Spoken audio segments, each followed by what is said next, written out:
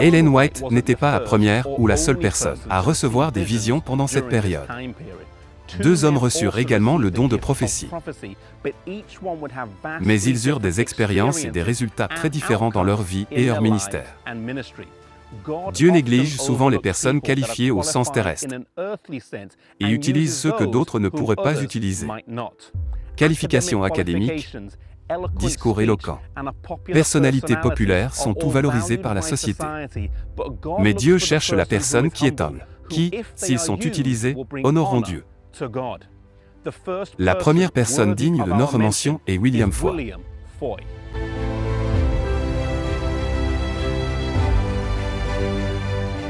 William Foy était un Afro-Américain, il était connu pour être un orateur exceptionnel, et était au début de la vingtaine en 1842 lorsqu'il reçut plusieurs visions dramatiques.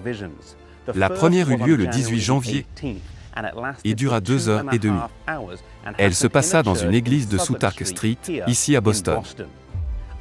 Un médecin était présent et ne pouvait détecter aucun signe de vie, sauf autour de son cœur. Son souffle l'avait quitté. Il a eu une deuxième vision le 4 février, qui dura 13h30, et il fut chargé de partager cette vision avec les autres.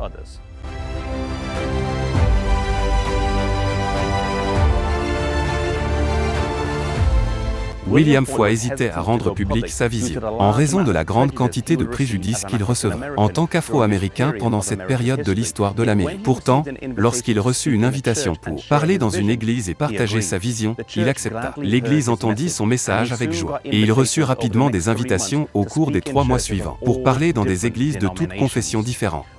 William Foy servit fidèlement en tant que prophète, dans la période pré-grande déception.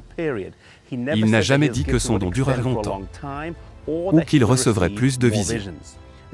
Les preuves semblent suggérer qu'il a reçu un message précis pour un moment précis, et qu'il a fidèlement rempli cette tâche.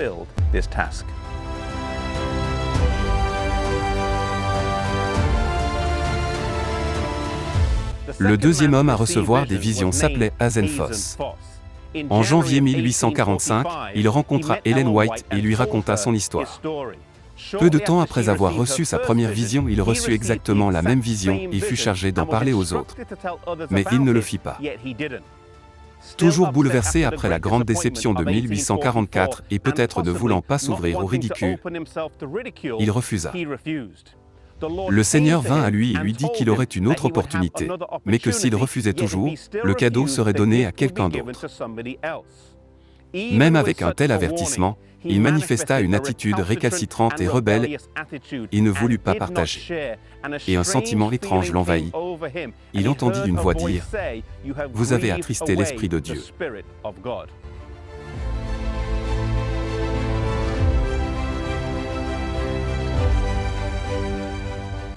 Effrayé et horrifié, il décida de partager la vision et convoqua une réunion des croyants adventistes. Il expliqua aux personnes présentes ce qui s'était passé. Mais quand vint le temps de partager la vision, il ne se souvenait plus de rien, pas même d'un seul mot. Les personnes présentes décrivirent plus tard cette scène comme des plus horribles et qui donnent à réfléchir. Alors qu'il parlait à Ellen White, il la supplia d'être fidèle au don que Dieu lui avait fait, et se lamenta comme un homme perdu. Il vécut jusqu'à ses 70 ans et fut enterré ici. Mais dans sa vie, il ne montra plus jamais d'intérêt spirituel.